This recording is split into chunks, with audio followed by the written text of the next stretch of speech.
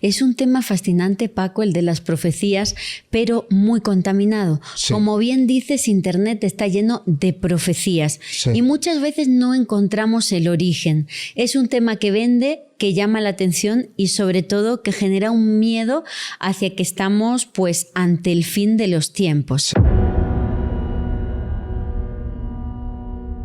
Claro. Entonces ella se tumbó en el suelo y que de repente llegó un sacerdote y le dijo: tienes que vivir, vas a salir adelante, vas a tener una familia. Aunque hayas perdido a tu gente, tienes que vivir, Edith. Vamos, ven, te voy a dar un poco de agua. Ese sacerdote era Juan Pablo II.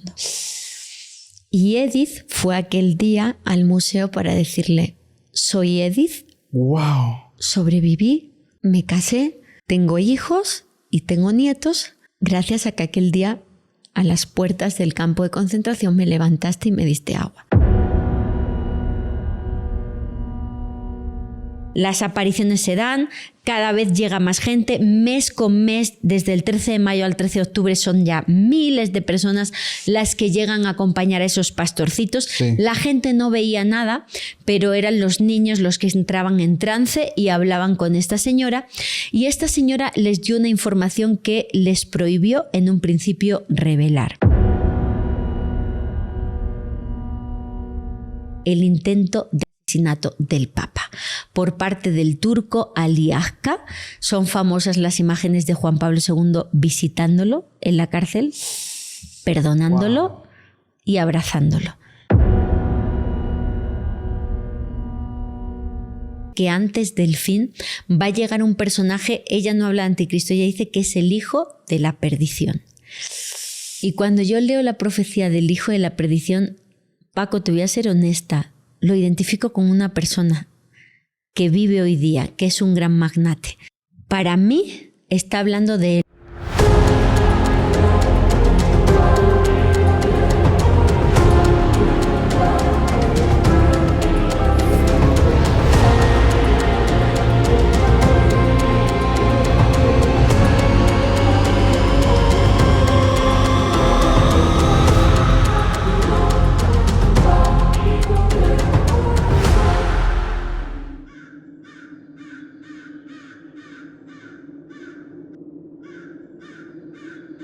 ¿Qué tal, amigos? Sean bienvenidos a un capítulo más de Podcast Extra Anormal. Mi nombre es Paco Arias y estoy muy feliz de estar nuevamente aquí con todos ustedes. Esta ocasión es una ocasión bastante especial y porque ustedes, la verdad, ustedes lo pidieron. Vi los comentarios que decían: invita otra vez a Lourdes Gómez, segunda parte con Lourdes Gómez. Hoy está con nosotros mi amiga Lourdes Gómez. ¿Cómo estás, Lourdes? Hola, Paco, encantada de estar con vosotros. Estoy muy feliz. Quiero dar las gracias tanto a ti como a todo el equipo y a la comunidad por el apoyo que me han brindado desde que se publicó la entrevista. Sí. Y para mí es un honor estar aquí contigo. Muchísimas gracias. La verdad es que esa entrevista me encantó muchísimo. Es algo que la gente se dio cuenta, fue de mucho conocimiento, de compartir muchos datos interesantes. Y antes de empezar, familia, me gustaría mencionar dos cosas. La primera, ya saben que antes de iniciar me gustaría que por favor pases a la parte de abajo del canal y te suscribas, actives la campanita, nos comentes y si por favor nos escuchas por Spotify, te suscribas y nos sigas en Spotify para que nos puedas apoyar a seguir creciendo. La segunda es, vamos a tocar un tema bien interesante, el tema de las profecías. Pero antes de iniciar, me gustaría, si hay alguien que está llegando por primera vez y te está conociendo, que te presentes y nos des tus redes sociales, por favor. Muchas gracias, Paco. Me llamo Lourdes Gómez, soy periodista y bueno, pues me pueden encontrar en Instagram como @insolitafamilia, en TikTok como @LourdesGómezM. Tengo una página en Facebook, Okay. Lourdes Gómez Martín, y voy a empezar un canal de YouTube que se llama Misteriosamente Claro. Sí, ahí vamos a estar hablando de mis investigaciones porque como periodista he enfocado mi carrera a estos temas del misterio que son los que me apasionan. Perfecto. El tema que nosotros hablamos la última vez es un tema que de hecho me dejó tan pero tan picado que lo hablé en 2 episodios más. De hecho, me tomé el tiempo de leer algunos libros apócrifos, algunos evangelios por ahí que andaban perdidos. Y de verdad quiero decir algo, familia, y lo quiero dejar bien en claro desde un principio. Ustedes tienen su creencia, si son cristianos, si son católicos, está bien. Lo que nosotros vamos a compartir, o más bien lo que nos va a compartir hoy Lourdes, son, digamos, de escritos que se han encontrado, ¿sale? Aquí nosotros nadie tiene la verdad absoluta. Nosotros lo que vamos a hacer es compartir lo que hay en archivos, incluso que pueden estar perdidos, archivos que son muy interesantes y que han estado dentro de investigaciones muy importantes. Si alguien quiere de alguna u otra forma leerlos también, Lourdes va a ir mencionando básicamente de dónde está sacando la información, porque nunca falta la persona de ¿dónde dice eso? Aquí no dice en la Biblia. A ver, ya lo mencionamos para dejar nada más esa parte en claro. Y una vez antes de empezar, pues también mencionarles el tema que vamos a tocar, profecías.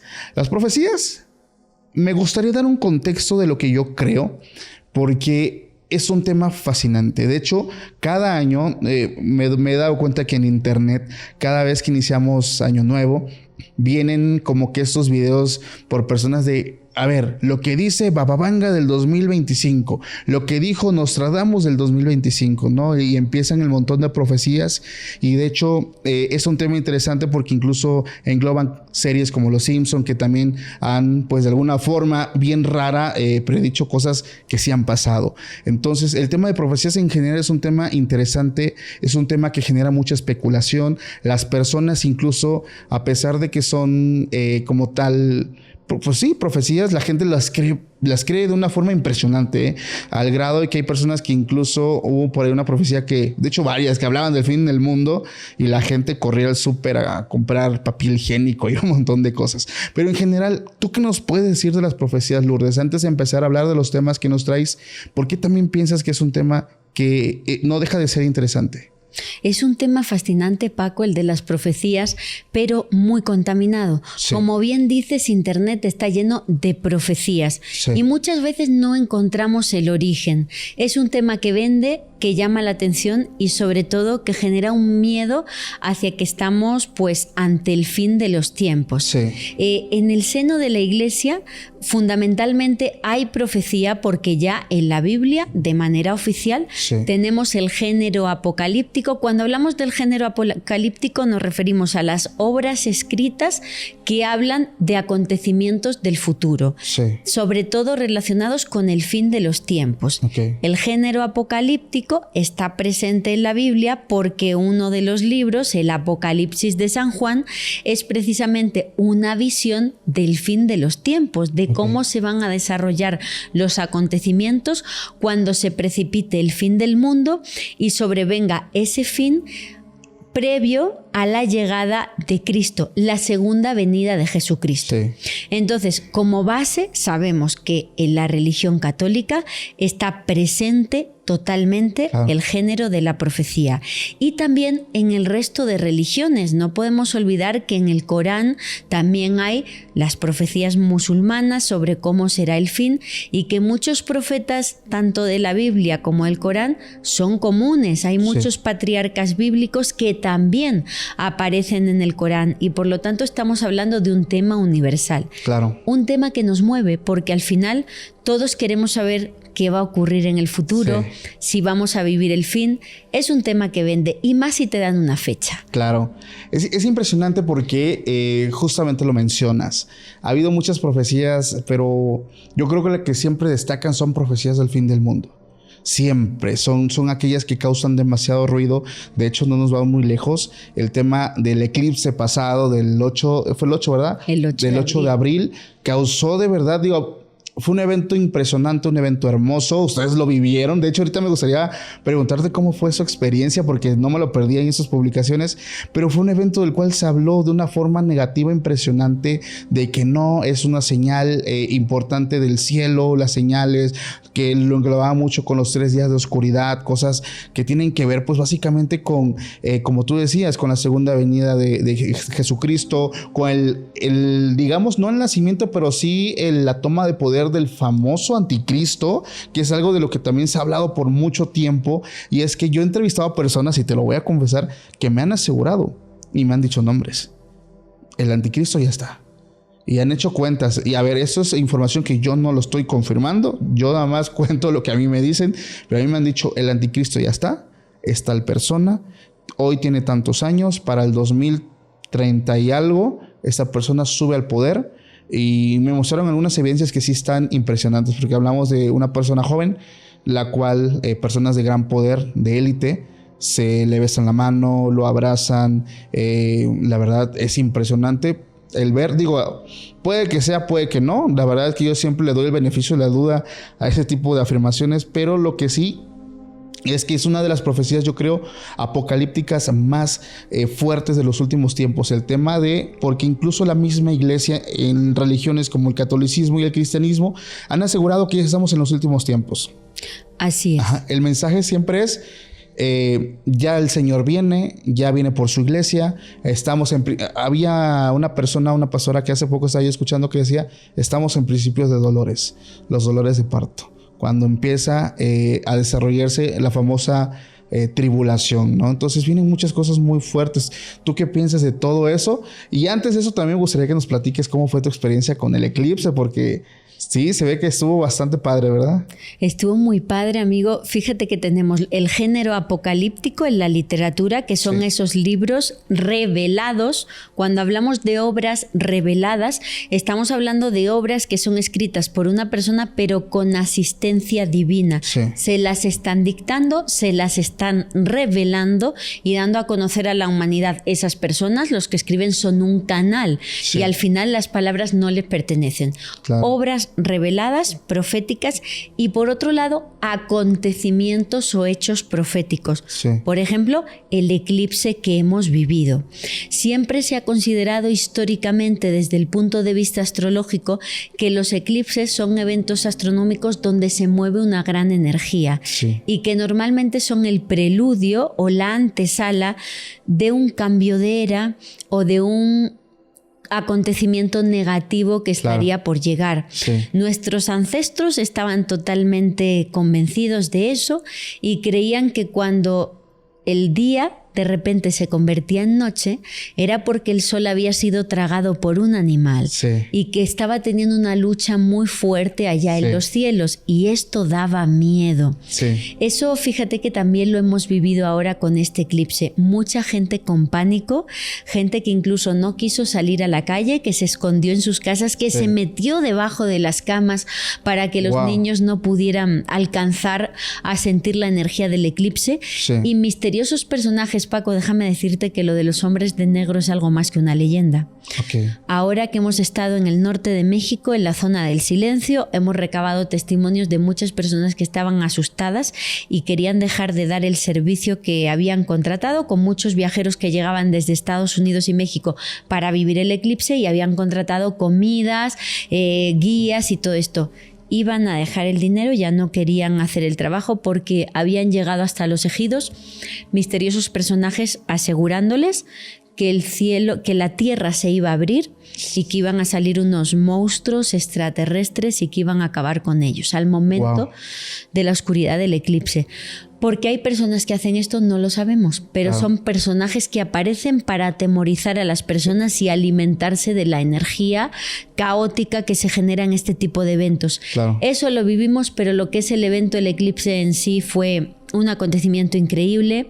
Fueron 4 minutos de oscuridad que pudimos vivir en el corazón de la zona del silencio, con una energía y una vibra muy bonita, y sobre todo, bueno, pues manifestando, ¿no? Que es lo que se pide en ese tipo de momentos, visualizando qué queremos que se vaya, qué queremos que venga a nuestra vida, y eso de alguna manera también es profecía. Nosotros mismos también tratamos de profetizar con ese tipo de eventos. Claro, fíjate que el tema profético, yo creo, como tú lo dices, igual, hoy en día en internet pues está también de una forma, no sé cómo llamarlo, tal vez siento que ya no le están dando el mismo valor, porque salen nuevas personas de la nada y empiezan a profetizar cosas bien fuertes, como tú dices, muy caóticas, que llevan siempre este sentimiento de negatividad, de miedo. Entonces ya hoy en día difícilmente una persona incluso puede llegar a creer una profecía. Y algo también curioso incluso es que algo que me queda claro es cuando tú empiezas a profetizar por asistencia divina. Fíjate que hay iglesias también donde pasan estos sucesos, donde está una persona hablando al público y de buenas a primeras cambia la esencia de la persona y empieza a decir cosas impresionantes.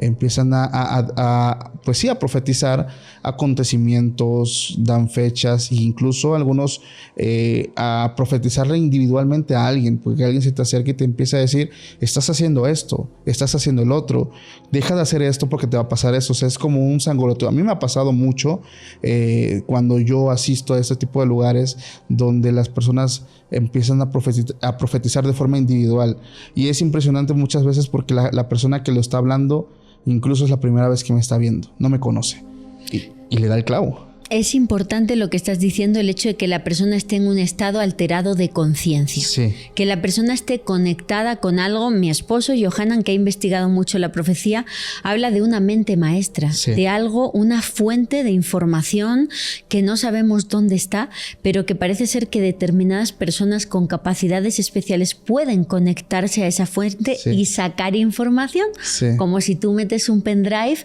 en tu máquina y extraes información. Eso sería, las personas se vuelven canales, sí, y por eso hay corrientes de información que vamos detectando en estas personas con capacidades especiales que van tratando los mismos temas. Claro. No es que se copien unos a otros, es que están accediendo, sí, al mismo tipo de información. Claro. Aquí es importante también valorar que las profecías suelen ser ambiguas. Cuando hablamos de la palabra ambigua, sí, es que son muy abiertas, sí, y por lo tanto que se pueden interpretar de múltiples formas, sí, y así pues es difícil que nosotros podamos defender una profecía. Sí. Ahora bien, también las hay totalmente certeras. Sí. Te diré, Paco, el que es para mí el mejor profeta de todos los tiempos, el argentino Benjamín Solari Parravicini. Okay. Él es un personaje increíble, fue un pintor que vivió en Buenos Aires a sí, comienzos del siglo XX, vivió durante el siglo XX, y es muy padre porque Benjamín Solari Parravicini, que tiene obras de arte porque era un gran artista, pintaba, pero de repente empezó a tener contactos extraños. Contactos con ovnis porque llegó a ser abducido. Fíjate que en el centro de Buenos Aires, la capital, sí, de Argentina, hay un obelisco. Bueno, pues Benjamín describe cómo se encuentra con estos personajes supuestamente extraterrestres, se sube, sí, a su nave, y él recuerda que lo único que veía era la puntita del obelisco del centro de Buenos Aires. Había desaparecido en el espacio. Sí. Después de ese encuentro, él tenía un fraile que le dictaba información. Okay. Y ese fraile es la entidad a la cual canalizaba Benjamín. Como okay, era artista, sí, no es que él pusiera las profecías por escrito, pintaba. Okay. Hacía dibujos que se conocen como psicografías. Sí. Profecías en dibujos. Eran dibujos y frases. Estamos hablando de que este profeta, Paco, a principios del siglo XX, describe hechos tan concretos como, por ejemplo, la caída de las Torres Gemelas. Okay. Las dibuja. Wow. Describe también, por ejemplo, que se envía una perrita al espacio, Laika. Ajá, Laika. La dibuja antes de que esto pudiera ocurrir. Wow. Incluso hay imágenes de la pandemia. Recuerdo una imagen muy clara de el Papa Francisco completamente solo en el año 2020 haciendo una misa en Semana Santa en el Vaticano. Él estaba solo. En 2020, sí, Semana Santa, como todo estaba cerrado, sí, Plaza de San Pedro, Francisco él solo, absolutamente, sí, en la plaza, dando una misa. Y el momento en el que alza el cáliz, por la ropa que lleva el Papa, se abomba así. Sí. Y Gabriela De Cal, que es una de las mayores investigadoras de Parravicini, pone la foto de Francisco así y una profecía idéntica. El dibujo es Francisco, sí, en el Vaticano con la copa, pero sin género de dudas. Y así, Paco, te puedo hablar de miles de psicografías que son impactantes porque, como digo, no son ambiguas. Sí, son claramente dice las frases. Y ahora, lo más fuerte de todo, a grandes rasgos, como bien explica Gabriela De Cal, ¿qué dice Parravicini sobre el fin del mundo? Él habla de dos fines del mundo. Sí. Habla de la ira de Dios y la ira del hombre. Asegura que la ira de Dios es una serie de acontecimientos que van a provocar una tercera guerra mundial nuclear en el planeta, y describe cómo los hombres, los soldados, tienen que tirar las armas al suelo porque llega un meteorito desde el cielo que hace que la guerra ya no tenga sentido, No tiene sentido. tengan que dejar las armas y regresar a casa. Y entonces se inicia la ira de Dios, Sí. que es un meteorito que viene hasta nosotros, que va a acabar prácticamente con 3/4 partes de la humanidad, y que el nuevo faro va a ser Argentina. Sí. Los pocos que sobrevivan van a encontrar un refugio o van a fundar una nueva humanidad en Argentina. ¿Sabes qué es lo más fascinante, Paco? Que en el inicio de la ira del hombre, Parravicini deja claro en las psicografías que Rusia juega un papel importante. ¿Qué crees? Que él escribe en una de las psicografías la palabra Putin. Estamos hablando de inicios del siglo XX. Eso no es ambiguo. No. Eso es totalmente claro. Habla de Rusia y cita la palabra Putin. Antes de que Putin entrara en escena, los analistas de estas psicografías, como Gabriela de Cal, Sí. ella me decía, nos preguntábamos qué era, porque esa palabra en Argentina se usa como un insulto para un hombre afeminado. Claro. Entonces estábamos sacados de hombre. ¿Qué es Putin? ¿Qué Sí. es Putin? Hasta que surge este líder en Rusia y todo Wow. empieza a tener sentido. Wow, o sea, es que sí, precisamente están estas profecías que son exactas completamente. Hay varias profecías que nosotros en su momento analizamos de cómo las personas recreaban ciertos eventos y se cumplían. E incluso ponían la foto, ¿no? Aquí lo que se profetizaba y aquí lo que se está cumpliendo. Entonces es un tema interesante porque, quieras o no, a pesar de que ya siento que está un poco quemado por el tema de que mucha gente empieza a hacerlo, estas cositas como que mantienen también la llama del interés despierto en la audiencia, y es por eso que también en muchas personas se genera la expectativa del miedo, el querer, digo ahorita por ejemplo, así a grandes rasgos, se ha hablado mucho de que ya estamos cerca de una tercera guerra mundial, por los temas políticos que hay con ciertas potencias, como algunos millonarios hoy en día, por nombrar uno, Mark Zuckerberg,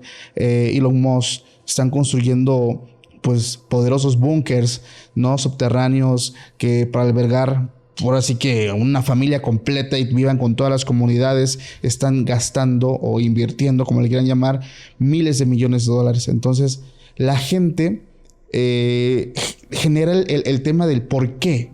Porque ellos están como que se están anticipando de un evento para cuando suceda, ellos puedan estar bien. Y te voy a decir algo que sucedió ahorita, es algo que no puedo evitar contarlo.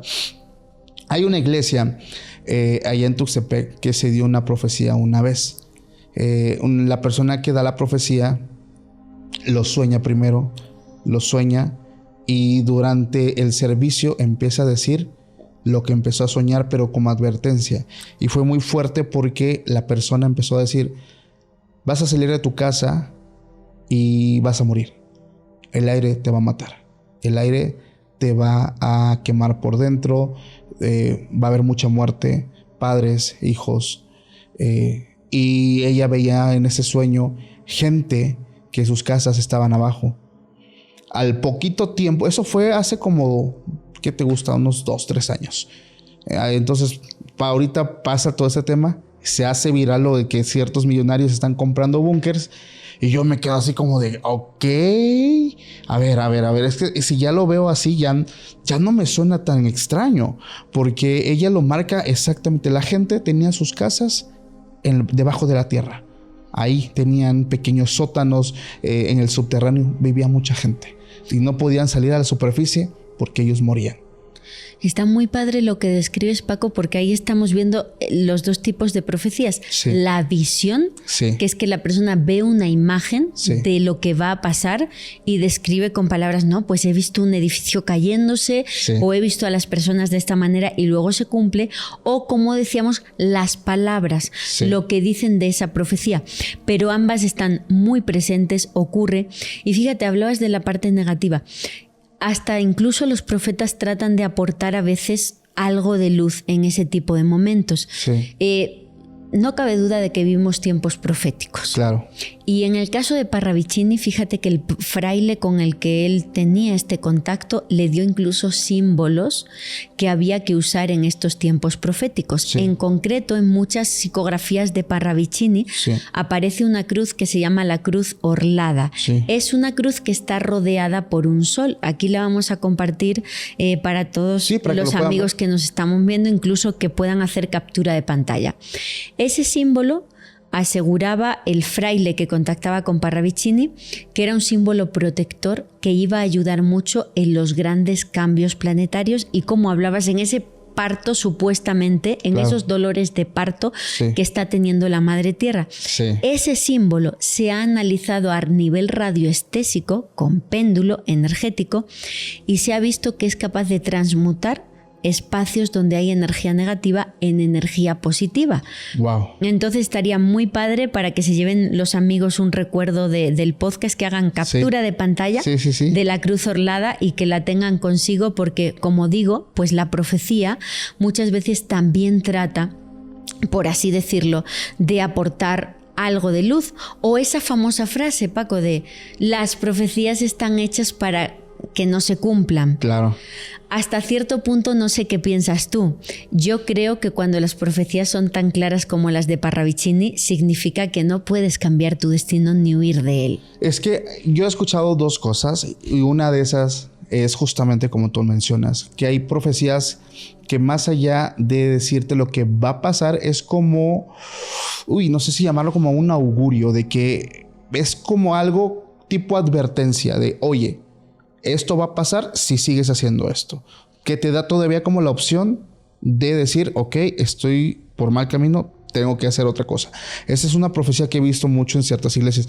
Y está la otra profecía, la que es certera, directa, y es, ahora sí que como espada de doble filo que penetra, dijera la Biblia, la palabra de Dios. Y luego está la profecía, que es la que más solemos conocer a nivel macro, es decir, que habla de acontecimientos planetarios o sueños proféticos de personas sobre determinados acontecimientos de su vida, sobre todo en casos terroristas. Recuerdo, por ejemplo, en el caso de atentados como el 11M o el 11S, personas que soñaron o sintieron que ese día no tenían que ir a trabajar, o las profecías del Titanic.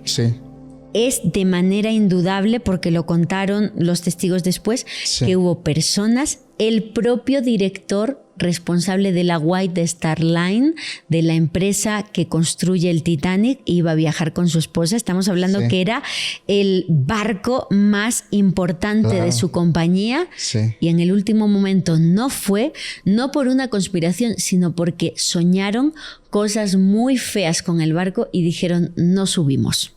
Ese fue el barco que dijeron, ni Dios lo va a poder... Ni Dios lo va a poder hundir. Y hubo muchas profecías del Titanic. De hecho, hubo un escritor que falleció en el Titanic, que escribió una obra sobre un barco que chocaba contra un iceberg en el Atlántico Norte y que iba, pues, a perderse en las aguas del océano. Y él acabó, pues... ¡Wow! Su vida terminó en el Titanic. ¡Qué tremendo! O sea, es que, a ver, ahí esa parte es impresionante, porque la gente antes de eso puede decir, pues sí, es una obra cualquiera, ¿no? O sea, no es nada relevante. Pero que tú escribas incluso la forma en cómo vas a morir prácticamente, porque él estuvo ahí. Y hay personas que, como tú decías, recuerdo haber leído hace algunas semanas personas que fueron entrevistados, te hablo de inicio de los años 2000, que ellos dicen, nosotros estamos vivos por un sueño.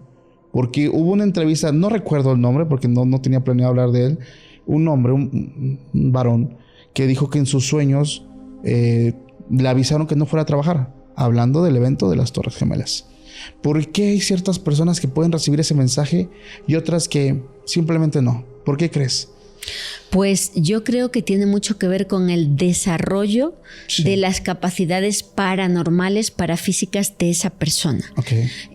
Con la apertura de conciencia que tú tengas. Sí. Hay personas que indudablemente tienen más desarrollado ese tipo de facultades que otras. Sí. O que de repente esas facultades están dormidas y a través de un avistamiento de un ovni o de Sí. un fantasma, de repente sufren esa apertura, lo que llamamos una epifanía, Claro. un hecho que les cambia por completo, que les abre la mente Sí. y que a raíz de ahí es el principio de toda una serie de un rosario de fenómenos, Sí. ¿no?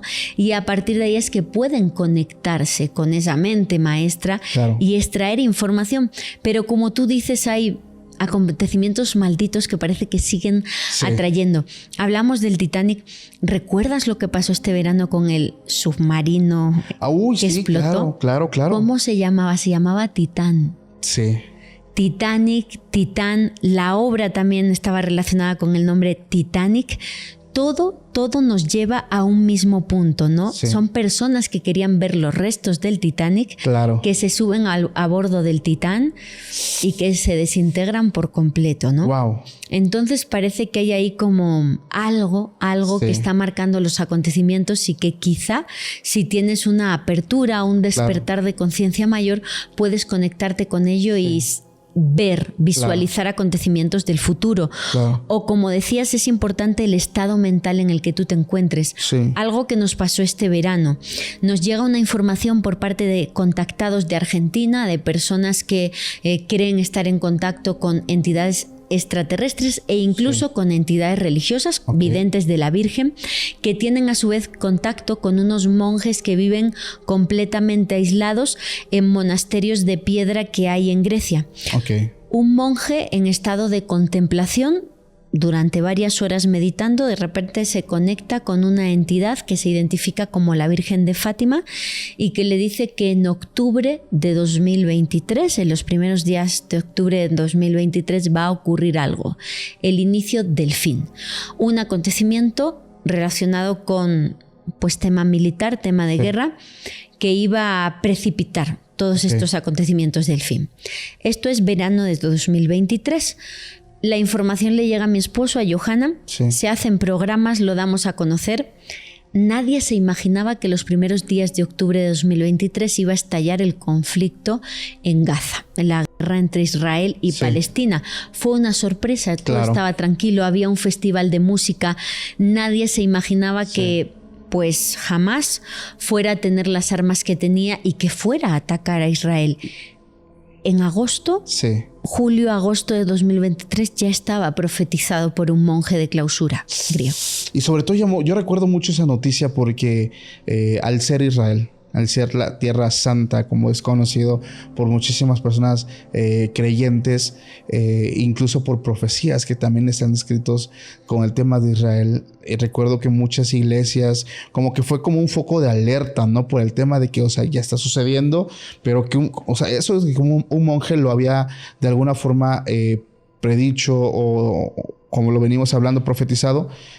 O sea, te genera también ese impacto, o sea, la capacidad que este hombre, y me recuerda mucho cuando mencionaste que eran personas que estaban aislados, me recuerdo mucho de San Benito, lo deben de conocer por la medalla de San Benito, la gente que está escuchando, fue una persona similar, una persona que se aisló, que vivió en una cueva, que incluso los monjes iban y le dejaban comida a cambio de que él les compartiera un poco de su conocimiento. Entonces es impresionante también esa parte, cómo las personas para poderse conectar, o sea, se tienen que desconectar del mundo para conectarse ellos mismos. Es de verdad, has dado en el clavo, Sí. porque los profetas siempre tienen que aislarse para entrar en conexión. Sin ir más lejos, pues San Juan, lo que nos cuenta la historia oficial, el Apocalipsis de San Juan, se escribe en un exilio de San Juan en la isla de Patmos, en medio de la nada, lejos de todo, y fue cuando escribe esta obra. Y así con el resto de profetas. Normalmente los primeros profetas del mundo nacen en torno al siglo III y siglo IV en el desierto. Eran personas que se internaban en el desierto para comer poco, beber poco y orar mucho. Ayuno. ayuno místico, apenas consumían energía porque estaban en estado de contemplación, y ahí es donde recibían la iluminación y este tipo de información.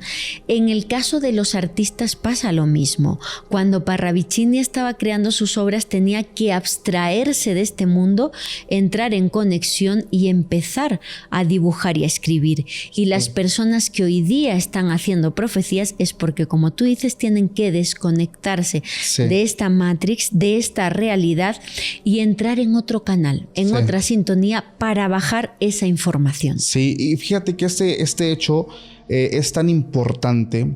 Nosotros lo hablábamos hace unas semanas en un podcast que tenemos, nada serio, pero se tocó el tema, que le mando un saludo a la familia de Se Regalan Sustos, cuando hablamos de profecías, y un integrante del equipo, Oscar, decía, me llama la atención cómo desde tiempos bíblicos suena gracioso el hecho de decir que grandes reyes, emperadores, presidentes tenían como tal su brujo de cabecera. O sea, necesitan esa orientación, hablando incluso de emperadores, reyes con sus oráculos, personas que incluso necesitaban de alguna forma saber qué es lo que iba a pasar. Hablaban del rey David, hablaban de Salomón, hablando incluso de los presidentes actuales, hablando con brujos de Catemaco que dicen es que aquí vienen presidentes, vienen... O sea, como la necesidad de buscar siempre saber un poco acerca del futuro. Eso es impresionante. Así es, sobre todo, como dices, a nivel político, cuanto más poder acumula una persona, más teme perderlo. No olvidemos también que la religión nace a través de la profecía. Los profetas del Antiguo Testamento estaban profetizando, valga la redundancia, dando a conocer la palabra de Dios que recibían por intervención divina. Y Cristo se encarna, Jesús, el Hijo de Dios, se hace hombre porque viene a anunciar precisamente el reino de su Padre, la segunda venida. Toda la religión católica se basa en una profecía. Y cada personaje histórico que ha acumulado poder en el tiempo ha tratado por todos los medios de no perderlo, y lo ha hecho a través de la profecía. En el Imperio Romano ningún emperador, ningún gobernante llevaba a cabo una acción bélica de guerra o política si no consultaba antes a los principales oráculos del imperio. Si los prodigios y los vaticinios eran favorables, actuaban. Si eran desfavorables, esperaban. Tenían diferentes formas de hacerlo: a través de las sibilas, de estas mujeres sabias que eran capaces de conectarse con las deidades, pero también incluso a través de, por ejemplo, el movimiento de las aves, dependiendo de cómo volaran, o a través de la sangre de los animales, o de los huesos de los animales, lanzándolos al aire, o los dados, obteníamos una respuesta u otra. Los juegos de cartas que jugamos hoy día, el póker, que tan famoso es, nace como una profecía. Hacer preguntas a las cartas. En realidad no son las cartas las que te están hablando, eres tú que te estás conectando con algo más. Es como la Ouija, es un instrumento, pero sirve para conectarte con otra cosa diferente. Es que es impresionante porque al final de cuentas las personas que tienen esa necesidad de saber, ahí sí hay un riesgo con ciertas prácticas que nosotros, ay Dios, porque conectas pero realmente no sabes con qué estás conectando, si es con algo bueno o si es con algo malo. Entonces, Ouija siempre viene asociado por el tema maligno. Fíjate que también hay profecías que he visto que se han viralizado mucho. La gente habla también un poco acerca de ellas, y es acerca de las profecías de Juan Pablo II. ¿Qué nos puedes contar de eso, Lourdes? Fíjate que hubo un confesor de Juan Pablo II que dio a conocer que, aunque el Papa había tratado de mantener toda esta parte muy en secreto, él estaba en contacto directo con una voz, desde luego él la interpretaba como una voz de Dios, que le estaba brindando información sobre el futuro de la Iglesia. En concreto, si quieres, Paco, te puedo leer las palabras exactas de una profecía de Juan Pablo II. Yo la recojo en uno de mis libros. Déjame decirte que no es muy conocida. Se dio a conocer en el contexto de una conferencia de, un monseñor, Mauro Longhi, perteneciente al Opus Dei, que era confesor de Juan Pablo II, y que aseguró que estas palabras se las compartió Karol Wojtyła, el Papa Juan Pablo II, en 1991. La profecía dice así: recuérdaselo a quienes encontrarás en la iglesia del tercer milenio. Veo a la iglesia afligida por una plaga mortal. Más plagas de comunismo y totalitarismo nazi. Se llama islamismo. Invadirán Europa. He visto a las hordas venir de occidente a oriente, desde Marruecos a Libia, en Egipto, y así hasta la parte oriental. El Santo Padre añade: invadirán Europa. Europa será un sótano lleno de antiguallas, penumbra y telarañas, recuerdos de familia. Vosotros, la iglesia del tercer milenio, deberéis contener la invasión, pero no con las armas no bastarán, sino con vuestra fe vivida íntegramente. Estas palabras son de los años 90 y en los años 90 no podía, digamos, imaginarse que a partir de aproximadamente 2007-2008 iba a subir tan fuerte en el mundo ese terrorismo islámico, que colectivos terroristas como el ISIS iban a hacer lo que están haciendo, en toda la parte de Oriente, y sobre todo que empezaran a actuar en Europa, provocando tanto en Europa como en el continente americano casos tan fuertes como el 11S, el 11M, atentados con coches o con estas personas que radicalizan a través de Internet, y todo es por una interpretación errónea o exacerbada del Islam. Y esto, que es tan vigente en nuestro tiempo, lo profetizó Juan Pablo II, según este testimonio de este monseñor, en 1991. Fíjate que algo que también nosotros hemos visto, a pesar de que Juan Pablo II fue un papa que visitó muchos lugares. Papa viajero. Sí, un papa viajero. Yo creo que fue uno de los más queridos de los últimos años. Hay muchas teorías bien locas que hablan acerca de él. La más absurda, y lo voy a compartir, y lo digo antes de que digan, no, deja de andar diciendo eso, es algo absurdo, pero hay mucha gente que lo cree, que este papa, al ser un papa que se ganó el cariño de tanta gente, en algún momento se dice, pone pues no sé cómo llamarle, pero pues esta información que anda rondando en muchas partes, que este papa va a regresar a la vida. ¿Tú has escuchado algo de eso? Sí, hay personas que creen que el caos que hay en la iglesia inicia un poco con el fin del papado de Juan Pablo II. Sí. Se inició un periodo muy convulso en el que la Iglesia vivió muchos escándalos, desde la banca vaticana y todas sus inversiones, por supuesto, hasta los casos de abuso.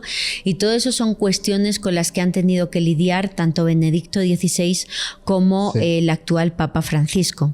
Entonces, digamos que por ese motivo la gente de manera romántica trata de volver o de regresar a todo lo que representaba Karol Wojtyła. Fíjate que hay muchos temas y testimonios que he obtenido que nos hablan de que él sabía más. Te cuento un ejemplo. Hubo una periodista española que se llama Paloma Gómez Borrero, que ella fue corresponsal en el Vaticano durante muchos años. Yo fui a una conferencia que dio Paloma Gómez Borrero sobre cómo vivía ella su cercanía con Juan Pablo II, cómo era su relación con el Papa, porque la prensa iba en el mismo avión que él en todos los viajes, y de repente pues él caminaba por el avión, se sentaba con ellos, y cuenta de un viaje que hizo a Israel. Estaban con el Papa Juan Pablo II y estaban visitando un museo del Holocausto, donde en este museo de Israel, cerca de Jerusalén, aparecen todos los nombres de las víctimas del Holocausto nazi y demás. De repente ven cómo hay una anciana, pero una señora súper viejita, que estaba esperando para poder hablar con Juan Pablo II. Y de repente ven cómo se salta el protocolo, porque casi nadie se puede acercar al Papa, y el Papa se acerca a la anciana. Y están durante mucho tiempo los dos solos hablando y abrazándose. Wow. Y todos los periodistas decían, ¿quién es esa señora? ¿Quién es esa señora? Estaban como locos por acercarse a ella. Sí. Termina Juan Pablo II a hablar con ella, Sí. consiguen abordarla. ¿Quién es usted? ¿Por qué el Papa le ha dedicado tanto tiempo? Cuenta lo siguiente. Dice Paloma que les dice, yo me llamo Edith y yo soy una sobreviviente de los campos de concentración nazis. Toda mi familia murió en los campos de concentración y cuando nos liberaron, aquel día, yo recuerdo que llegó la ayuda humanitaria, Sí. trataban de darnos agua porque estábamos completamente desnutridos, trataban de darnos alimentos y yo no quería vivir porque nadie de mi familia había sobrevivido. Claro. Entonces ella se tumbó en el suelo, sobre el concreto, en el sol, esperando el fin. La hora. Y que de repente llegó un sacerdote, se acercó a ella y la levantó. Y le dijo, tienes que vivir, vas a salir adelante, vas a tener una familia. Aunque hayas perdido a tu gente, tienes que vivir, Edith. Vamos, ven, te voy a dar un poco de agua. Ese sacerdote era Juan Pablo II. Y Edith fue aquel día al museo para decirle, soy Edith, Wow. sobreviví, me casé, tengo hijos y tengo nietos, gracias a que aquel día a las puertas del campo de concentración me levantaste y me diste agua. No, es que eso está... Casi nadie, me emocionó porque es una anécdota que casi nadie sabe. Yo la descubrí de casualidad en esa conferencia y es una historia real. Juan Pablo, siendo tan solo un sacerdote, Sí. le describió su vida y le dijo que eso no era el fin, que se levantara. Ese hombre, de verdad, yo era un niño cuando él pierde la vida. Pero siendo católico en esos años, yo recuerdo que fue un dolor impresionante cuando ese varón parte. O sea, no lo he visto. O sea, sí, hay esta devoción y este amor, pero no tanto al nivel como con Juan Pablo II. Ese hombre de verdad se volvió un ícono. La canción Amigo de Roberto Carlos, cuando se lo dedican, algo precioso, ¿verdad? Ese hombre, no sé, creo que pueden venir miles y cientos, pero él fue muy especial. De verdad, siento que fue muy humano. Se acercó mucho a personas. Se hablan de milagros también que él llegó a hacer, como él se podía acercar a una persona enferma, y él no era como, digo, no quiero hablar mal en nada, pero él no es de, no me acerco a ti porque me puedes contagiar. No, o sea, él replicaba lo que hacía el Maestro Jesús, ¿no? En aquellos años, y recuerdo el dolor que se sentía en todo el mundo cuando ese hombre partió.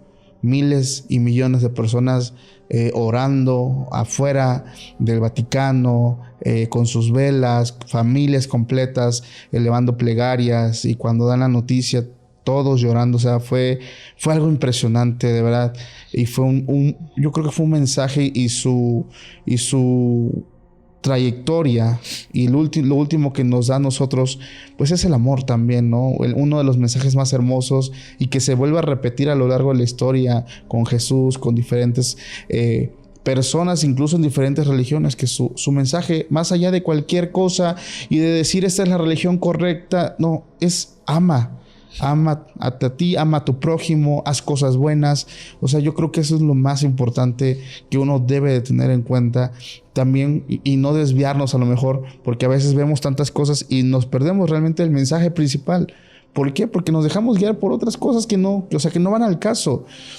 Y aquí esto lo englobo mucho porque hablando en religión hay mucha disputa y mucha pelea. Ojalá que el mundo deje todo esto y cada quien sea libre y se sienta bien haciendo las cosas como mejor quiera. Y si así es feliz, está perfecto. O sea, esa es una parte y un mensaje bien importante, ¿no? Súper de acuerdo con lo que dices. Dios puede tener muchos nombres, la fe también, pero al final la base siempre es lo mismo: el amor y que seamos buenas personas. Y además Juan Pablo II, con la fragilidad de su enfermedad, tendrás en la mente, igual que yo y todos los amigos que nos están viendo, él temblando y temblando en la misa, ya completamente dormido, y él estuvo con las botas puestas hasta el final. Quizá ya no podía hacer mucho porque era muy anciano y estaba muy avanzada su enfermedad, pero era un símbolo. Sí. Hoy día en nuestra sociedad estamos perdiendo los símbolos. Sí. Arrinconamos a nuestras personas mayores. Nos creemos que lo sabemos todo. Claro. Y él era un símbolo, un anciano, igual que en las tribus de nuestros ancestros indígenas. Sí. Teníamos que aprender de los ancianos y eran las personas más valoradas de las tribus. Claro. Juan Pablo era eso, era un símbolo que ahí estaba muy ancianito, muy poquita cosa, pero nos estaba sosteniendo a todos. El patriarca. Yo lo veía algo así. Es algo bien padre. Fíjate, Lourdes, que... Y él, estaba completamente vinculado con la profecía y ahora hablaremos de su relación con la profecía de Fátima. Esa parte precisamente vamos a hablarla, el tema de los 3 secretos, creo que son los 3 secretos de Fátima. Platícanos de eso. Es un tema totalmente vinculado con Juan Pablo II porque él creyó en vida que el secreto de Fátima hablaba de él. Okay. Para poner en contexto a nuestros amigos tenemos que hablar de que el 13 de mayo de 1917 3 niños que estaban en una aldea de Portugal cuidando su ganado ven como una especie de relámpago, una luz en el cielo y de repente aparece una señora de luz, una señora que hemos conocido con el nombre de la Virgen de Fátima. Sin embargo, los primeros interrogatorios, 15 días después de la aparición a los niños, son documentos cuya descripción es una señora calva, muy bonita, con un traje acolchado metálico por encima de las rodillas que les daba información sobre el futuro. Les dijo que desde ese día 13 de mayo hasta el 13 de octubre de ese año iba a ir todos los 13 de cada mes a verles, a darles una información importante para el futuro y que el último día haría un gran milagro para que todos pudieran creer en lo que les estaba contando. Okay. Y fíjate, la profecía de la profecía. Poca gente sabe que la aparición de la Virgen de Fátima fue profetizada por 2 grupos de espiritistas portugueses. Okay. Uno a través de la escritura automática. En febrero de 1917 eran personas que se dedicaban al espiritismo. Febrero de 1917 reciben un mensaje. Si quieres te lo leo. Adelante. Esa parte siempre es interesante porque ya alguien entonces había profetizado. Así está. Es una entidad que se identificó como Estela Matutina o Estrella de la Mañana. Esto es muy curioso porque es uno de los sobrenombres de la Virgen María, Venus, Estrella de la Mañana. Y el mensaje decía: no os compete ser jueces. A aquel que os ha de juzgar a vosotros no le gustarían vuestros prejuicios. Tened fe y sed pacientes. No es nuestra costumbre predecir el futuro. Los arcanos del futuro son impenetrables, aunque en ocasiones Dios permite que se desplace ligeramente una esquina del velo que lo cubre. Tened confianza en nuestra profecía. El día 13 de mayo será un día de gran gozo para los buenos espíritus de todo el mundo. Tened fe y sed buenos. Yo soy amor. Siempre tendréis a vuestros amigos a vuestro lado, los cuales guiarán vuestros pasos y os ayudarán en vuestro trabajo. Yo soy amor. La brillante luz de la estrella de la mañana iluminará el camino. Claro. Para que les creyeran, publicaron en prensa este anuncio, que el 13 de mayo iba a ocurrir algo. Y otro grupo espiritista diferente, el mismo día 13 de mayo, publica también en prensa otro mensaje que recibieron. Estamos hablando de la profecía de la profecía. Claro. Paranormal. Espiritistas que reciben un mensaje de que va a ocurrir una aparición mariana. Finalmente ocurre, las apariciones se dan, cada vez llega más gente, mes con mes, desde el 13 de mayo al 13 de octubre son ya miles de personas las que llegan a acompañar a esos pastorcitos. La gente no veía nada, pero eran los niños los que entraban en trance y hablaban con esta señora, y esta señora les dio una información que les prohibió en un principio revelar. Okay. Era una información que no podían revelar hasta pasados muchos años. Okay.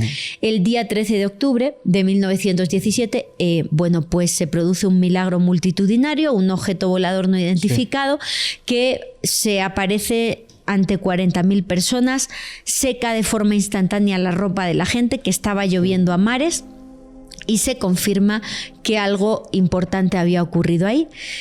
Y 2 de los pastorcitos mueren en los meses siguientes por distintas enfermedades. Entonces aquí nos quedamos con una sola vidente, Lucía dos Santos, que inmediatamente es metida por la iglesia en un convento de clausura. Wow. 1917 ocurre lo que pues se da de la aparición mariana y las conversaciones de Lucía con la Virgen. Sí. Unas conversaciones de las cuales Lucía ocultó cierta información. Una información que esa entidad le prohíbe revelar. Estando ya Lucía en clausura muchos años después, años 40 del siglo XX, de 1917 a 1940, Lucía en clausura de repente tiene una visión que le dice: tienes que poner por escrito lo que se te dictó. Lucía hace una primera redacción de las palabras que le dio la Virgen y los confesores jesuitas de Lucía consideran que eso era muy escandaloso y queman el mensaje. Le obligan a redactarlo nuevamente. Lo redacta nuevamente.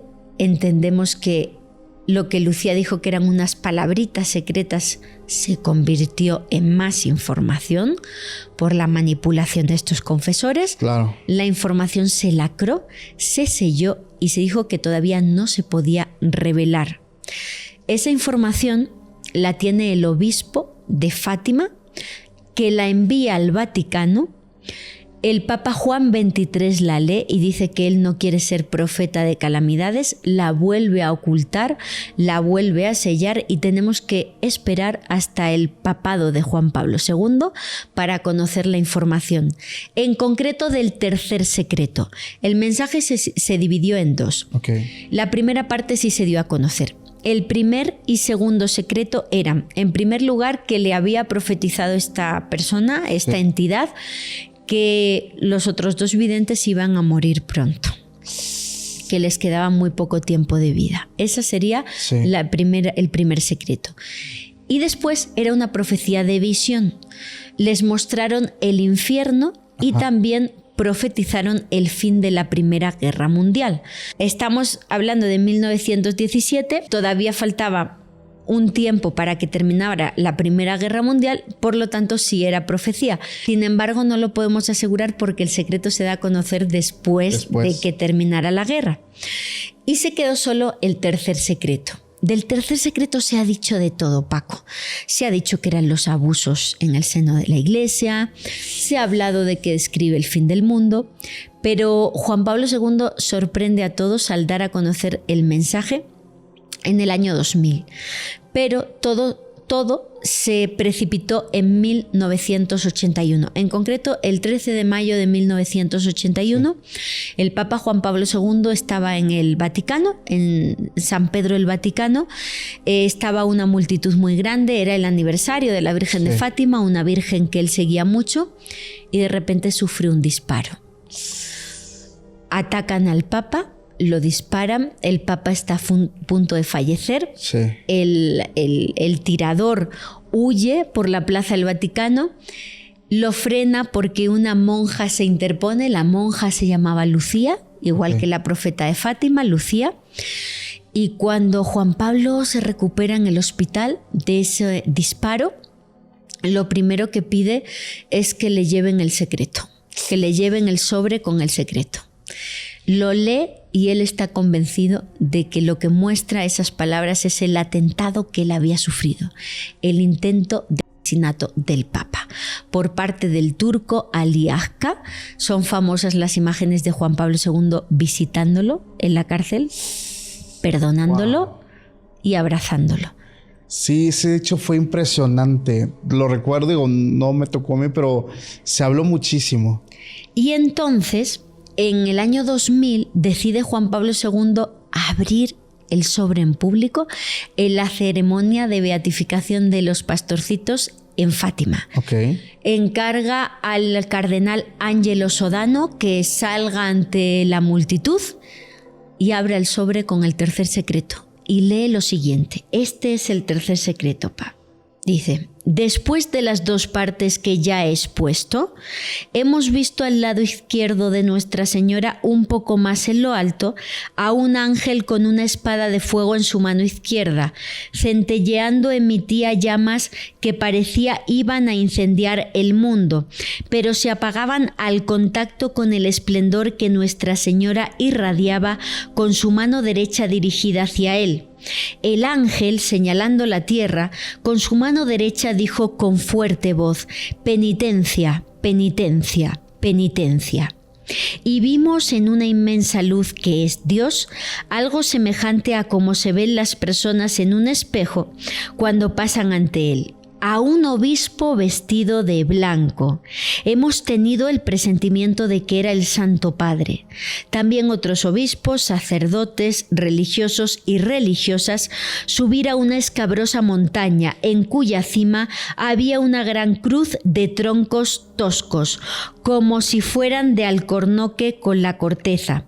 El Santo Padre, antes de llegar a ella, atravesó una gran ciudad en medio de ruinas y medio tembloroso, con andar vacilante, apesadumbrado de dolor y pena, rezando por las almas de los cadáveres que se encontraba por el camino, llegado a la cima del monte, postrado de rodillas a los pies de la gran cruz, fue muerto por un grupo de soldados que le dispararon varios tiros y flechas, y asimismo fueron muriendo unos tras otros los obispos, sacerdotes, religiosos y religiosas y diversas personas, seglares, caballeros y señoras de varias clases y posiciones.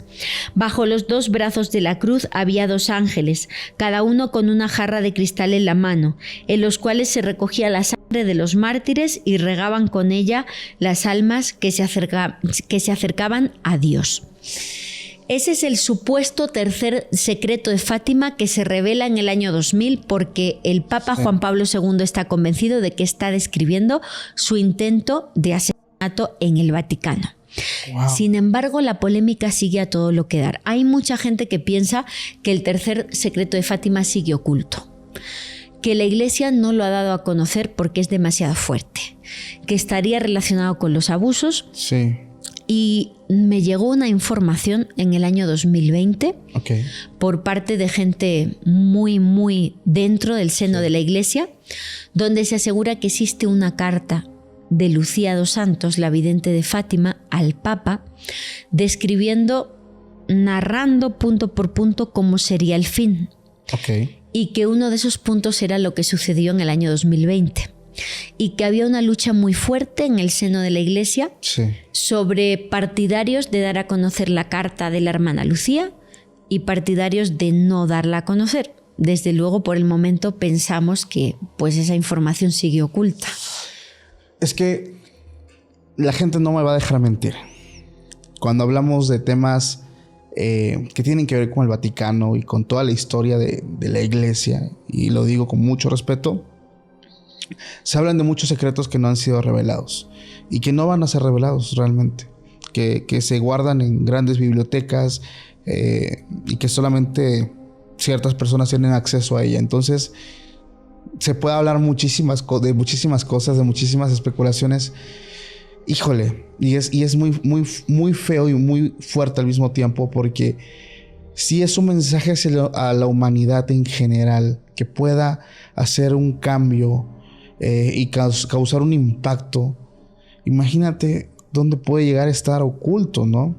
Hay muchas cosas que desgraciadamente diferentes personas de poder y élite tienen acceso, y esto hablo en general. Hay muchos avances tecnológicos que yo estoy seguro que ya se alcanzaron, pero a la humanidad no se le ha mostrado realmente cómo va. Entonces, a lo que voy, el manejo de la información a nuestros tiempos, a pesar de que estamos en la era de la información, donde con nuestro teléfono podemos acceder a ella, sigue siendo oculta realmente, y seguimos nosotros consumiendo la información que un grupo de personas quiere que nosotros consumamos. Entonces, en general, yo creo que es un tema bien fuerte. Y retomando un poco también el tema de lo que tiene que ver con las profecías, recuerdo haber escuchado una profecía que marcaba que este Papa actual iba a ser el último pues digamos, antes de todo el final, ¿no?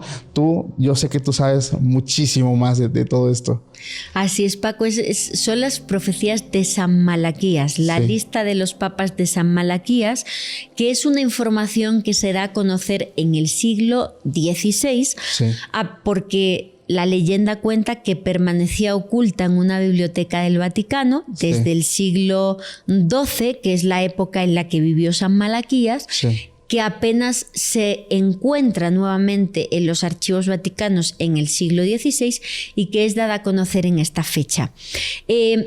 San Malaquías vivió en el siglo XII. Se tiene constancia de gran parte de su vida y obra gracias a San Bernardo de Claraval, que es un personaje importantísimo cuando hablamos de misterio. Estamos hablando del teólogo y fundación de la Orden Templaria. Y bueno, pues él tenía un gran cariño por San Malaquías y se cuenta que San Malaquías muere en brazos de San Bernardo de Claraval. Entonces, hasta ese punto sabemos que San Malaquías real y vivió. Lo que no está muy claro y mucha gente duda es si él escribió o no esas profecías. ¿Por qué? Porque Bernardo de Claraval, que es su biógrafo, no escribe como tal o no deja por escrito que San Malaquías dijera unas profecías. Pero sea como fuere, estamos hablando de una lista de los papas que, bueno, pues se da a conocer en el siglo XVI. Del siglo XVI a nuestra parte estamos hablando de 112 lemas o frases, uno por cada papa que queda de la Iglesia Católica.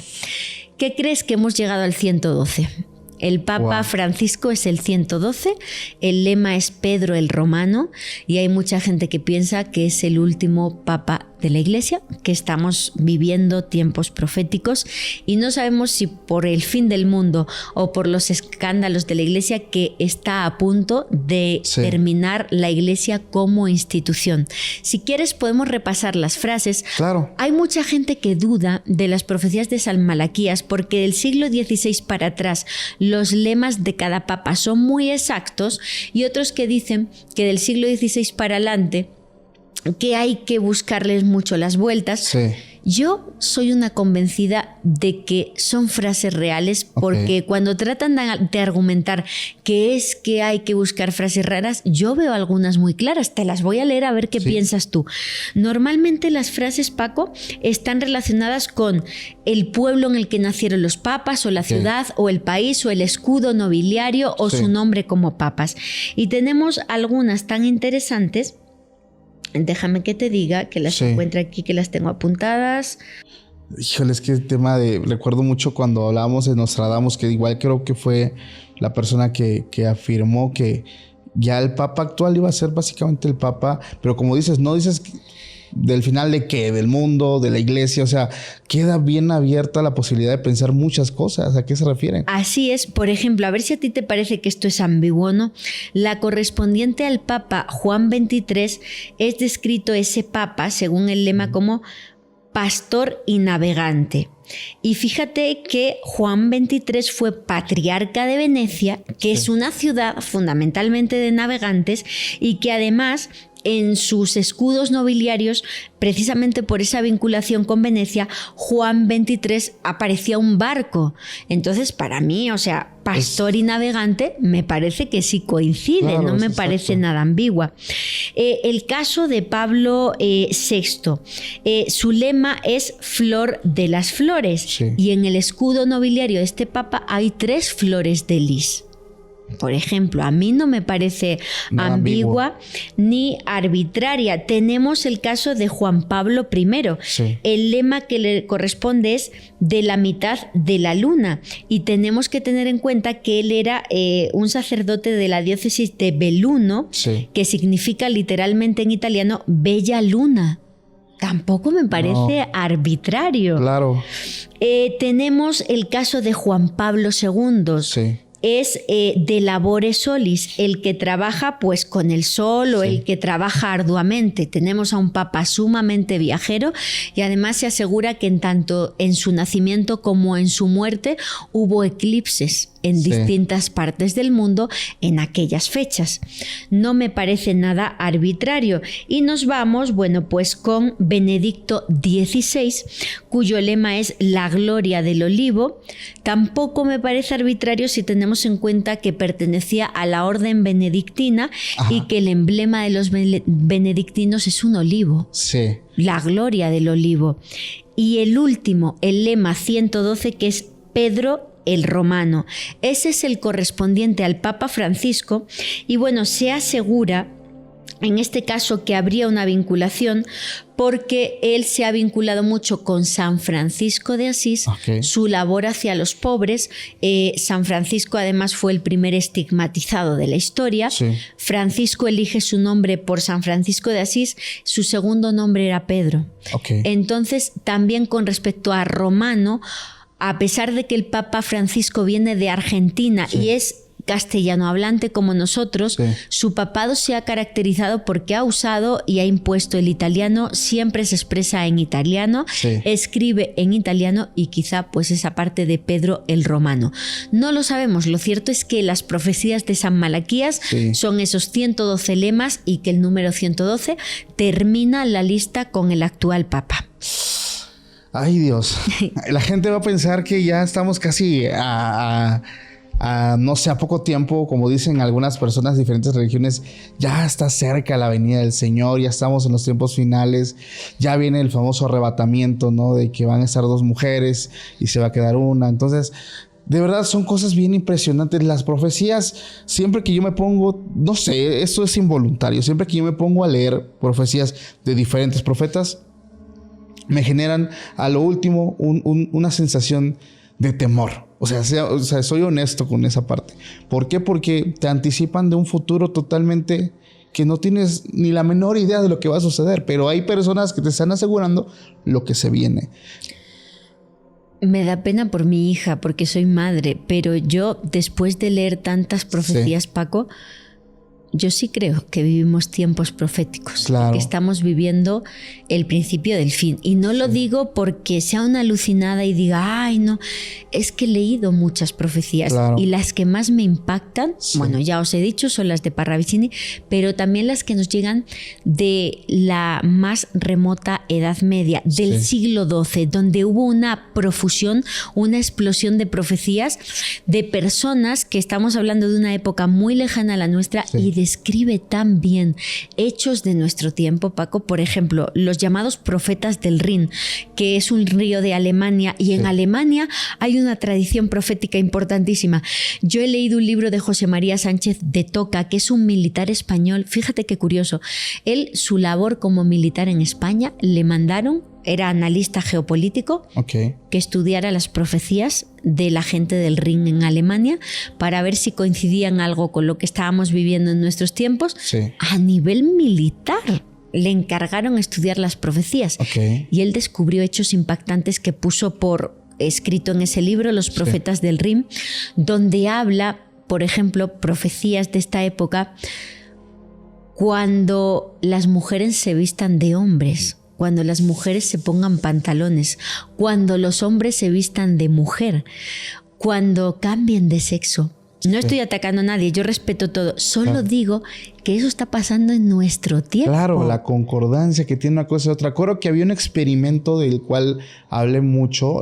No recuerdo qué número era, disculpen mi ignorancia, pero era cuando crearon una utopía de estos animalitos, de estos roedores, ¿no? Entonces, para estar viendo, pues básicamente cómo se va manejando el comportamiento y la mente humana, ¿no?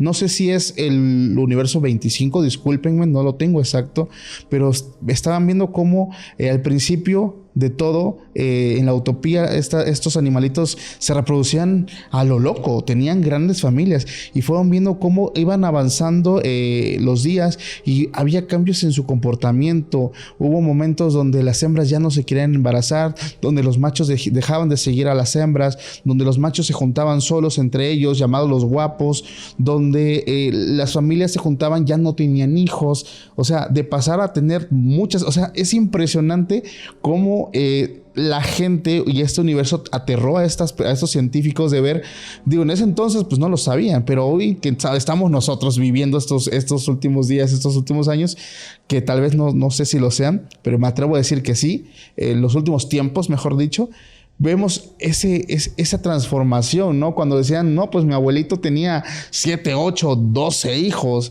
Ahorita como, pues no, hay familias que tienen uno, o sea, eso, pero el que un experimento te lo haya dicho, está impresionante. Como decían que las nuevas generaciones de estos animalitos no podían encajar en una sola casa. Andaban de nidito en nidito en nidito. O sea, es impresionante porque es un pequeño vistazo de las cosas que hoy día estamos viviendo.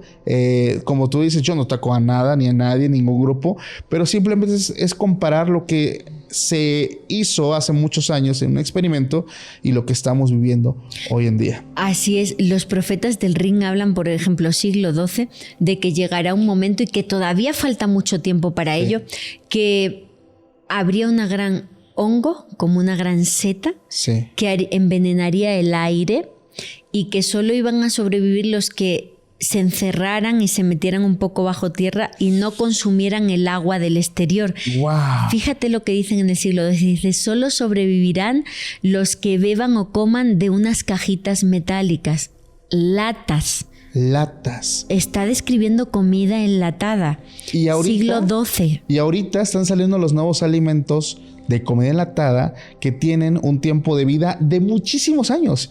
Ahorita, de hecho, me salieron hace poco en internet y dije, a ver, ¿por qué me están saliendo mucha información de esto?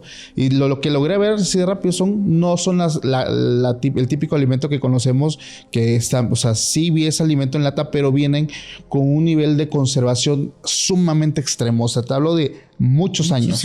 Eso está impresionante con lo que estamos hablando nosotros. Cajitas metálicas, que solo los que coman de ahí, si comen algo de fuera, o sea, van a morir. Híjole. Describe también cajitas metálicas como orugas, que tienen como unas cintitas que se van moviendo y que son las que hacen la guerra. Describen tanques de guerra en el siglo XII. Y esto con sus palabras sencillas. Sí. Y que será raro cuando un ser humano se encuentre cara a cara con otro ser humano. Sí. Porque ese hongo que envenena el aire va a hacer que se acabe todo. Está hablando con palabras sencillas de una explosión nuclear, del hongo nuclear, de ese hongo que se forma cuando hay una explosión de ese tipo. Y en concreto de esa época, la profeta que a mí más me impacta se llama Hildegarda de Bingen. Sí. Es una monja alemana que vivió en el siglo XII en clausura, era iletrada. Ella dice por activa y por pasiva que solo le enseñaron algunas oraciones y ya está. Sí. Y ella escribe obras médicas, obras que fueron usadas por médicos como Gottfried Herska después de la Segunda Guerra Mundial, cuando había una falta de alimentos y de medicamentos importantísima en esta parte de Europa debido a la guerra. Y como no tenían nada, Gottfried Herska, que había leído sobre Hildegarda de Bingen, dijo, pues voy a aplicar los conocimientos médicos de esta santa a ver si funciona. Y se dio cuenta que funcionaban. En un contexto de guerra y de fin de todo, sirvieron las recetas médicas que a ella le había dictado una voz que ella denominaba la luz viviente. Dice que era una voz que le enseñaba unas imágenes y que escuchaba unas palabras que describía esas imágenes. Le dio información científica, le describió los microbios, le enseñó a elaborar cerveza porque el agua de su época estaba contaminada y la gente fallecía de problemas estomacales. Crearon la cerveza que conocemos hoy día, ella la crea. Wow. Describió el orgasmo femenino a nivel médico. Describió las propiedades del semen, cómo se produce el nacimiento de una persona. Describió pues los planetas, el movimiento de los planetas, y por supuesto también tuvo una parte de profecías. Hay una profecía donde Hildegarda dice que antes del fin va a llegar un personaje, ella no habla de anticristo, ella dice que es el hijo de la perdición. Y cuando yo leo la profecía del hijo de la perdición, Paco, te voy a ser honesta, lo identifico con una persona que vive hoy día, que es un gran magnate. Wow. Si quieres te leo la descripción del hijo de la perdición y te digo quién creo yo Sí, que por es. favor. A ver qué piensas. Ay, Dios, eso sí va a estar cañón, ¿eh? El hijo de la perdición. Híjole, es que yo creo que sería como otro nombre del anticristo. Así es otro nombre para el anticristo que ella usa. Es muy curioso el tema de Hildegarda porque esa propia entidad conocida como la luz viviente le dice, sé que es muy, en sus libros le dice, sé que es muy difícil lo que estás haciendo porque no existen palabras para lo que te voy a mostrar en tu tiempo, entonces a ver cómo haces para explicarlo. Y además, cuando ella le ordena, esa luz le dice, tienes que poner por escrito todo lo que estás viendo y oyendo. Hildegarda tenía miedo, estamos hablando de una mujer del siglo XII, tenía miedo, no sabía si era algo demoníaco, algo divino. Y esa entidad le obliga. Hildegarda caía enferma y no se podía levantar de la cama si no cumplía con las obligaciones de esa entidad. Y finalmente puso por escrito todo. Entonces te voy a decir cuál es la información que dice sobre el hijo de la perdición. Dame un segundito y la ubico. Sí, no te preocupes. Hildegarda dice que lo primero que va a pasar cuando llegue el fin es que va a llegar una época conocida como el tiempo de la rapiña. Si alguno de los amigos que nos están viendo quiere saber más, todo esto se cuenta en la obra Estivias, Conoce los Caminos, que es una de las obras proféticas de Hildegarda de Bingen. El tiempo de la rapiña dice, en el tiempo de la rapiña los hombres voraces arrebatarán para sí el poder y la riqueza. Los veréis irrumpir en los saqueos bajo la piel grisácea, ni negra ni blanca, de sus astucias, y desmembrando las cabezas de estos reinos las derrocarán. ¡Ay! Porque entonces llegará el tiempo de la tribulación. Muchas almas serán apresadas cuando el error del error se alce del infierno al cielo. Los teóricos de Hildegarda aseguran que el error del error es las primeras pruebas nucleares que hizo la humanidad en el siglo XX. El hijo de la perdición. Paco, te voy a leer la parte en la que habla del hijo de la perdición. Hildegarda dice: en esta época se manifestará el hijo de la perdición, que seducirá a muchos y martirizará a los fieles que se le opongan. Dios enviará a la tierra a Elías y a Enoc para que den testimonio. El anticristo los hará crucificar, pero Dios los resucitará. Entonces el anticristo, el hijo de la perdición, pretenderá ascender al cielo ante sus seguidores y será fulminado. Sobrevendrá un periodo en el que la iglesia brillará y retornarán a ella muchos que la habían abandonado. Bien. Habla de los dos testigos. Para mí está hablando de Elon Musk. ¡Wow! En esta época se manifestará alguien que seducirá a muchos. Es indudable, tiene al mundo encandilado. Ha creado los coches Tesla con energía sostenible que no afecta al planeta Tierra. Está tratando de democratizar el ir al espacio a través de SpaceX. Está llevando la comunicación a todo el planeta a través de los satélites Starlink. Y está haciéndose dueño de la comunicación porque ha comprado X. Ahora bien, dice, martirizará a los fieles que se le opongan. Ya ha empezado a asomar la patita, a censurar en X, a ponerlo de pago, a quitar a sus empleados. Muchos de empleados de antiguo Twitter, actual X, han renunciado por el control férreo de Elon Musk que quiere llevar a cabo con esta red social. Y lo que más me llama la atención, dice, entonces pretenderá ascender al cielo ante sus seguidores y será fulminado. No sé si has visto el documental de Elon Musk donde muestran una y otra vez sus sueños de poner en órbita un cohete. Tuvo un montón de intentos, en todos está él mirando al cielo, viviéndolo, sube el cohete, ¡boom!, explota. Así hasta 3 veces, se quedó sin dinero.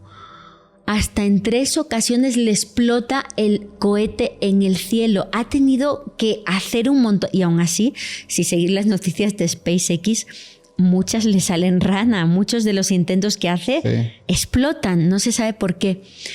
Es exactamente para mí la profecía de Hildegarda. Coincide en muchos aspectos con él.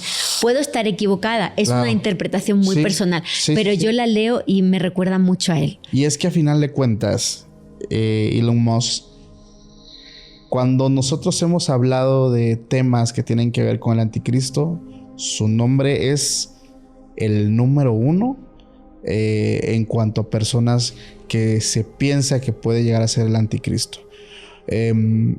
No voy a mentir, cumple con muchísimos requerimientos. Incluso se habló de su acercamiento incluso también al ocultismo. Ese es un punto que también lo pone a su favor acerca de ciertos símbolos que él ha manejado. Y es por eso que muchas personas, al igual que tú y que yo, porque también lo admito, para mí es un muy buen candidato para este perfil. Y sobre todo, como lo dices, el tema de la comunicación, el tema de su aplicación, el tema de los avances tecnológicos, o sea... Los robots. Apenas estos días ha dado a conocer que ya está poniendo los implantes de su empresa de implantes para que las personas puedan controlar con la mente las máquinas. O sea, estamos hablando de tecnologías igual que la inteligencia artificial, que es que nos superan. Claro. Y él está en medio de todo eso. Claro, y sobre todo que proviene, digo, a ver, aquí voy a sonar un poquito alucín y disculpen, pero que habla, o sea, el mismo chip que también marcan ciertas profecías que vendría siendo la marca de la bestia. Letras y números. El abuelo de Elon Musk creó la idea de tecnocracia en Estados Unidos, que es como un grupo que creen que, pues casi en resumidas cuentas, que la tecnología tiene que ser una nueva suerte de religión. La religión de la ciencia, el culto a la ciencia. Y por eso los nombres de sus hijos son letras y números. Qué fuerte mensaje, Lourdes, qué fuerte, porque es darnos a veces un golpe de realidad. El hecho, y fíjate que a mí me pasa mucho, y no sé si a las personas que son padres, son madres, cuando yo estoy con mi esposa y estoy hablando con ella de este tipo de profecías, me genera, como les decía, un sentimiento de nostalgia y tristeza, pero más cuando volteamos pues a ver a los hijos, ¿no? Porque a final de cuentas ellos son los que continúan nuestro propio legado, nietos, bisnietos, o sea, las cosas que vienen, incluso a veces hablando con más personas que están muy involucrados en este tema apocalíptico, me dicen, por eso a veces yo no quisiera tener hijos o no quisiera tener más hijos. ¿Para qué? Digo, esto es un pensamiento muy personal de ellos, ¿verdad? Pero a veces sí nos genera ese choque de golpe de realidad de saber, ok, las cosas están cambiando, los tiempos ya no son como los tiempos de antes. Hay un cambio realmente en nuestra realidad y es evidente. El tema, por ejemplo, la profecía que yo veo muy fuerte y muy real es que en algún momento se llega a desatar una tercera guerra mundial. Se genera este hongo que tú decías que es una explosión, una onda expansiva que como algunos profetas, tanto locales como de historiadores, han hablado de estos gases tóxicos que la gente va a tener que vivir abajo de la tierra. O sea, yo lo veo muy real, de verdad lo veo muy real, así como veo las cosas que entre potencias tienen un conflicto y luego ya trágame el pinche portafolio con el botón. A ver, o sea, esto, a ver, cabrones, esto, se parecen niños realmente. O sea, luego se van a los extremos sabiendo pues que es mucha responsabilidad actuar de esa forma. De verdad, es una cosa impresionante. No nos queda más, digo, en mi persona, ponernos en manos del Eterno, porque de verdad las cosas, sin querer infundirme ni nada, simplemente... yo creo que van a un rumbo que se torna o se logra ver un poco difícil, ¿no? Ya por último, Paco, mira, como mi esposo Johanan Díaz está muy especializado en la profecía y le damos mucho seguimiento, varias personas nos preguntan, ¿y cómo dormís? O sea, después de estar metidos solo en ese tema y demás. La respuesta es la siguiente. Hubo una activista, lamentablemente ya no está entre nosotros, una activista del tema del cáncer española, Elena Huelva. Siempre doy este mensaje porque me parece importantísimo. Sí. Ella decía, tienes que vivir ahora, o sea, disfruta el presente porque nadie te ha prometido un mañana, ya sea por esa maldita enfermedad o por todo lo que estamos hablando. Sí. Entonces, ¿cuál es la enseñanza que sacamos de todo esto? Nadie nos ha prometido un mañana. No sabemos si la guerra, no sabemos si la naturaleza, no sabemos si un accidente. Sí. Lamentablemente, Paco, no sabemos cuánto tiempo nos queda, si es mucho, si es poco o si mañana se acaba todo. Por eso solamente tenemos que vivir el día de hoy, tratar de ser lo mejor posible es el día de hoy con nuestra gente, si es con los niños, que tengan un día feliz, sacarles una sonrisa, hacerlo mejor hoy, porque nadie nos ha prometido un mañana. Qué poderoso y bello mensaje. Con eso nos despedimos, Lourdes. El vivir hoy, muy cierto. A veces yo creo que algo tan sencillo, a veces necesitamos que alguien nos recuerde esto, porque muchas veces por las cuestiones personales, trabajo, etcétera, se nos olvidan realmente las pequeñas cosas que hacen que la vida sea agradable, ¿no? Las cosas que el dinero no puede comprar, el disfrutar de aquellos pues que nos aman y que necesitan de nosotros. Y de verdad no lo había escuchado y te agradezco mucho por compartirlo, y te agradezco también por haber asistido esta segunda vez con nosotros a esta entrevista, que de verdad en todo momento me quedé así como, o sea, es información, y yo te lo confieso y te lo dije, que yo no había escuchado. Sí conozco un poco de ciertas profecías, pero hasta ahí. Pero esos tipos de datos históricos son impresionantes, e incluso la precisión que tú nos mostrabas en ciertos eventos. O sea, de verdad es impresionante. Lourdes, muchísimas gracias. Espero te la hayas pasado bien, así como yo. Gracias también a toda la familia que llega al final. Ya saben que las redes sociales de Lourdes están aquí, pero también me gustaría que nos las recuerdes, por favor. Muchísimas gracias, Paco. Me he sentido muy cómoda. Espero que haya sido del agrado tanto tuyo como de todo el equipo. Es un hecho. Y toda la comunidad. Me pueden dar seguimiento en Instagram como @insólitafamilia, en TikTok como @LourdesGómezM. Estoy en Facebook como Lourdes Gómez Martín, y el canal de YouTube que apenas voy a comenzar, Misteriosamente Claro. Cualquier persona que quiera más datos, no sé, psicografías de Parravicini, alguno de los libros que hemos nombrado, que nos escriba y ahí le orientamos para que puedan seguir investigando por ellos mismos. Perfecto, Lourdes. Antes, por ahí tengo entendido que Johanna y tú sacaron un libro. No, es el momento. Muchas gracias, Paco. Adelante. Bueno, pues hemos publicado un libro en Colombia que se llama Enigma en el cielo, evidencias del fenómeno ovni en toda Latinoamérica. Es un repaso por todos los países de nuestro continente, sus principales misterios. Hablamos de encuentros con ovnis y militares, extraterrestres en embajadas. Hablamos de crop circles, de apariciones de personajes como el hombre polilla, de contactos extraterrestres en la antigüedad, como los artefactos Quimbaya en Colombia, contactados.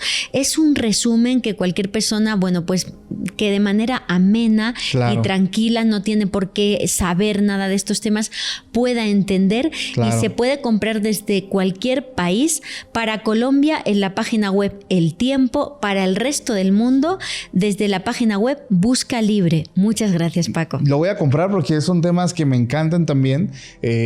Todo ese tema de verdad es impresionante, porque nunca terminas de aprender, siempre salen cosas nuevas, mensajes diferentes. Te agradezco mucho, Lourdes, nuevamente. Gracias a toda la familia, y ya saben que nos estamos viendo más adelante en un nuevo capítulo. Pásenla bonito, hasta la próxima. Bye.